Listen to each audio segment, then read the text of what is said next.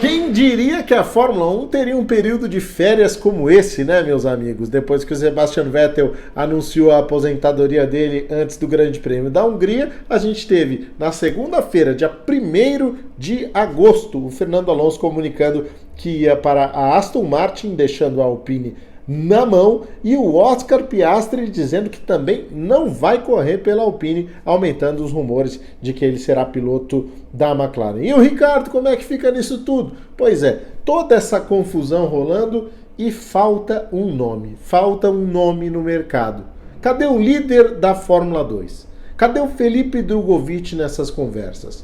Será que já é hora do piloto brasileiro assumir um lugar na Fórmula 1? E por que ele não é comentado? É isso que a gente vai trazer aqui para você agora no primeiro Stint.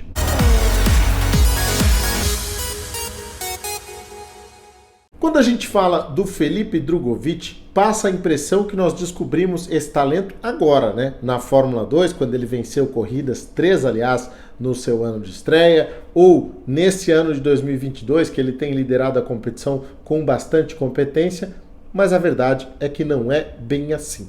Em 2017 e 2018 ele foi campeão lá da MRF Challenge, campeonato bastante disputado, bastante acirrado do Oriente Médio, ganhou a Eurofórmula Open, e nesse momento, nesse ano de 2018, eu trabalhava para o site da Red Bull, alimentava o site da Red Bull aqui no Brasil com conteúdos de velocidade, e eu até fiz um levantamento, fiz uma pesquisa entre os fãs para saber quem é que eles apostavam mais, para quem eles davam maior confiança no futuro como um jovem talento com potencial para chegar à Fórmula 1. E a vitória com folga foi do Felipe Drugovich. Ou seja, não é de hoje que o Felipe é um grande nome, que ele é um grande talento, embora a maior parte da população tenha tomado contato com o nome dele, especialmente a partir de 2020, 2021 e agora 2022, também pelo amplo espaço que o Grupo Bandeirantes está dando para a Fórmula 2, com transmissões ao vivo no Band Esportes de todas as sessões, absolutamente todas as sessões,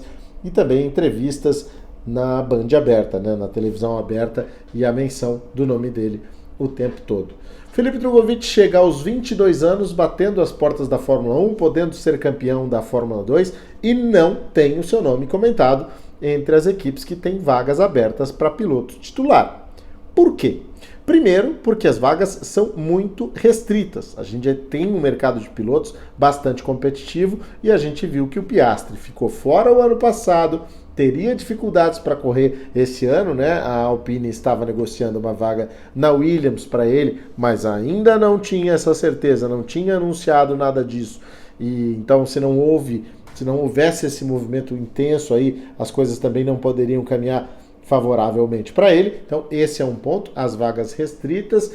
O segundo ponto é a grana. O Felipe Drugovich ainda está levantando esse dinheiro todo, né, que é necessário para eventualmente pegar uma vaga numa equipe menor. No momento, ela nem existe, não adianta levar a grana lá que ela não existe. Então, são dois fatores que se complementam aí, né, a falta de vagas e a falta de grana, e a gente está falando de grandes nomes, né? A gente está falando de Ricardo, a gente está falando do Piastri, que ganhou diversas corridas aí nos tempos recentes, foi campeão da Fórmula Renault, foi campeão da Fórmula 3, foi campeão da Fórmula 2, tudo isso em 3 anos seguidos, né? Então tudo isso pesa, sem dúvida alguma, na avaliação de quem é que vai estar em 2023. Mas o que eu proponho aqui nesse vídeo é analisar o Felipe Drugovich como piloto e por que eu acredito que entre todos os nomes da base, e por base eu digo aí os pilotos que estão nos Estados Unidos, os pilotos de Fórmula 3, os pilotos de Fórmula 2, por que é que eu acredito que o Felipe Drugovich é o mais bem preparado para ocupar um lugar na Fórmula 1? Antes de mais nada, é preciso dizer que a Fórmula 1 tem um ambiente muito perigoso. Um ambiente em que um piloto jovem entra e a pressão pode devorá-lo, né? Ele pode simplesmente se perder ali, como a gente já viu vários talentos, vários fenômenos da base não entregarem resultados exatamente porque foram consumidos por esse ambiente. Um dos exemplos clássicos aí é o Vitor Liuzzi, campeão mundial de kart, que a Red Bull apostava muito e não deu em absolutamente nada, né? Então, tudo isso tem que ser levado em consideração também. E o Felipe Drugovich é um cara que não se abala com nenhum tipo de pressão. A gente já viu isso acontecer diversas vezes, chama a atenção, por exemplo, para o Grande Prêmio da Espanha desse ano, em que ele nem precisava arriscar tanto, porque ele já estava à frente do Theo Pourchaire, mas desenvolveu com a sua equipe, com o seu engenheiro, uma estratégia brilhante, né? Uma estratégia espetacular que permitiu que ele voltasse à frente dos pitstops e conquistasse a vitória num circuito absolutamente técnico como o de Barcelona. E mais do que isso, ao ser informado de que houve uma falha no pitstop e de que ele poderia receber uma punição de 5 segundos, o que ele fez? Só respondeu: legal, vamos lá, vamos acelerar mais para tentar reverter esses 5 segundos aí, tentar chegar a 5 segundos à frente do segundo colocado. E também, de fato, conseguiu isso, conseguiu chegar a 5 segundos à frente de quem vinha em segundo lugar. Isso mostra a frieza dele. Em nenhum momento ele se abalou, em nenhum momento ele respondeu no rádio daquela forma ríspida ou daquela forma estressada que você vê os pilotos responderem no rádio. A voz do Felipe Drugovich em 20º ou em primeiro, ela mantém o mesmo tom, absolutamente o mesmo tom. Então é um piloto muito frio, um piloto que sabe exatamente o que está fazendo dentro da pista. E isso para a Fórmula 1 é o mais importante. É um piloto que vai conseguir administrar situações sem surtar, sem perder o controle. A gente está vendo na Fórmula 1 o quanto custa um piloto instável mentalmente, o caso do Leclerc, que já entregou pontos importantes para a Red Bull esse ano, né? Então, esse é o primeiro ponto. O Felipe Drugovich é um cara muito estável, um cara com um emocional muito forte. Vamos pensar também que ele veio desses títulos todos que eu mencionei aí, teve uma temporada ruim na Fórmula 3. Na Fórmula 3 ele pontuou só em uma prova, e foi justamente na Hungria, né? E não pontuou mais. Então foi uma temporada bem abaixo das expectativas, e mesmo assim ele ergueu a cabeça, foi para a Fórmula 2 e ganhou as suas 3 corridas logo no início da sua trajetória, né? Logo no ano da estreia, com a equipe MP Motorsport, que nunca foi uma equipe de ponta, não é uma equipe de ponta. Isso, sem dúvida, chama muita atenção. Aí ele parte para um segundo ano que também foi horroroso, que foi o segundo ano na Virtuose, e aqui eu trago o segundo ponto para você, que me ajuda a colocar o Felipe Drugovich como o piloto mais preparado da base para ocupar um lugar na Fórmula 1. Em que momento você viu o Felipe Drugovich contar uma história, arrumar uma desculpa, buscar elementos para justificar qualquer mau desempenho?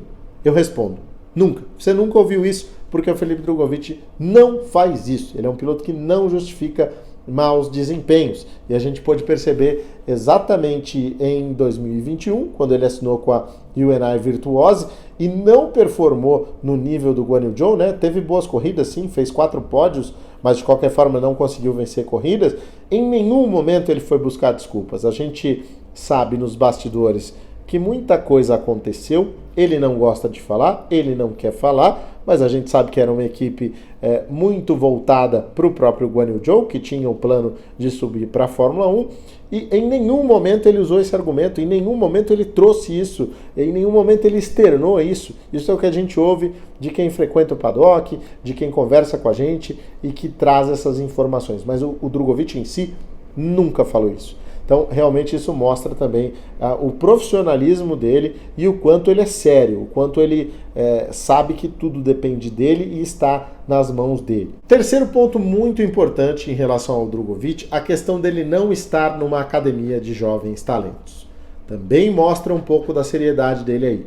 O que se tornou a academia de jovens talentos nos últimos anos? Você pode lembrar do Vettel, um cara que foi pego lá no início, desenvolvido pela Red Bull até chegar à Fórmula 1. Você pode pensar no Max Verstappen, que também fez isso pela Red Bull. Você pode pensar no Lewis Hamilton, abraçado pela Mercedes e pela McLaren, pelo Ron Dennis, para ser levado até a Fórmula 1 com um apoio financeiro muito grande. Isso não existe mais. Isso ficou no passado. Hoje o que as academias fazem, como elas funcionam, elas te dão um selo. Como você é o piloto da Ferrari, você vai chegar num patrocinador, numa empresa, e você tem lá um grande respeito, porque você está com o selo da Ferrari atrelado ao seu nome, e é um pouco mais fácil você conseguir viabilizar a sua trajetória, a sua carreira. Mas apoio de verdade, te puxar pela mão quando a coisa apertar para você, as academias não vão fazer. E o Felipe Drugovich sabe muito bem disso, e quando ele foi procurado por algumas dessas academias, já esteve em negociação com algumas delas, ele percebeu que não era o plano ideal de carreira para ele. Então ele preferiu continuar sendo um agente livre a assinar contrato com alguém que poderia não lhe dar ou não lhe proporcionar uma carreira interessante no automobilismo. Ah, mas isso não é ruim para ele? Pode até ser, ele pode até perder a oportunidade de subir para alguma equipe que poderia tê-lo contratado, por exemplo, mas pensa pelo outro lado. Tá aí o Oscar Piastri. Olha a bagunça que tá na carreira do Piastri, porque ele está atrelado a uma equipe, a uma academia, e não pode fechar com outra. O Felipe Drugovich hoje é um agente livre, repito, se ele quiser ele assina com qualquer equipe. E na boa, se o cara é talentoso, não é isso que vai fazer diferença, não é em qual academia ele tá. Se ele é bom, a equipe simplesmente vai pegar o telefone e falar: vem cá, você vai correr pra gente. Foi o que aconteceu com a McLaren, com o Piastri. Quarto ponto que faz do Drugovich o piloto mais preparado para assumir um carro de Fórmula 1 no momento. Ele está no terceiro ano dele de Fórmula 2. Muita gente diz, vai ganhar o campeonato para estar no terceiro ano. Beleza, conhece um cara chamado Nick De Vries? Que todo mundo fala, que todo mundo quer ver na Fórmula 1? Pois é, ele ganhou também no terceiro ano dele, inclusive como o maior vencedor da história da Fórmula 2. Ele tem 8 vitórias, o Felipe Drugovich está próximo disso, tem 7 vitórias no currículo. Então são trajetórias razoavelmente parecidas e não dá para criticar o Drugovich por obter o título na terceira temporada. Aliás, não dá para criticar ninguém por obter título, né? Pelo amor de Deus. Então, esse é um ponto importante. Esses 3 anos deram muita bagagem a ele, deram muita experiência a ele. E ele chega muito mais bem preparado do que chegaria, por exemplo, um Logan Sargent, piloto que está muito bem, mas está no primeiro ano de Fórmula 2. Como chegaria também um Theo Pourchaire, piloto de 18 anos da academia da Sauber, que está aí atrelada à Alfa Romeo. Ele chegaria muito mais bem preparado do que esses 2 nomes que estão na base. Enzo Fittipaldi está brilhando. O que ele está fazendo com o carro da Charrus é realmente impressionante. Mas está no primeiro ano de Fórmula 2, então precisa ter mais um ano lá numa equipe competitiva para mostrar o seu trabalho e para construir, para se desenvolver melhor, pensando em Fórmula 1. São elementos que fazem do Felipe Drugovich, na minha visão, o piloto mais bem preparado para estar na Fórmula 1 neste momento. E aí você fala, é o mais talentoso? Não sei te responder isso. Ele é o mais talentoso? A gente tem pilotos muito rápidos. Na Fórmula 3 a gente tem pilotos como Vitor Martins performando muito bem. Tem o próprio Isaac Hadjar da Red Bull, que chegou lá estreando, está andando muito rápido. Você tem na própria Fórmula 2 o Pourchaire, com 18 anos de idade, fazendo o que está fazendo. O Logan Sargent, piloto que inclusive é americano e que a Liberty tem um desejo muito grande de colocar lá na Fórmula 1. Mas velocidade, talento, todos eles têm, mais ou menos, né? Você tem aí essa faixa, esse equilíbrio. Mas o que eu estou dizendo é, um cara pronto, um cara capaz de assumir um carro de Fórmula 1 agora e obter uma boa temporada e fazer um campeonato bastante consistente, eu diria que mais até do que alguns nomes que a gente viu na Fórmula 1 recentemente, e cito entre eles o Mick Schumacher, que ganhou a Fórmula 3, ganhou a Fórmula 2 e fez uma temporada muito abaixo do esperado em 2021 e um início de temporada ruim em 2022. Melhorou agora, ou seja, ele levou 1 ano e meio para melhorar. O Drugovich, na minha visão, isso não aconteceria. Ele chegaria já extremamente bem preparado para guiar um carro de Fórmula 1.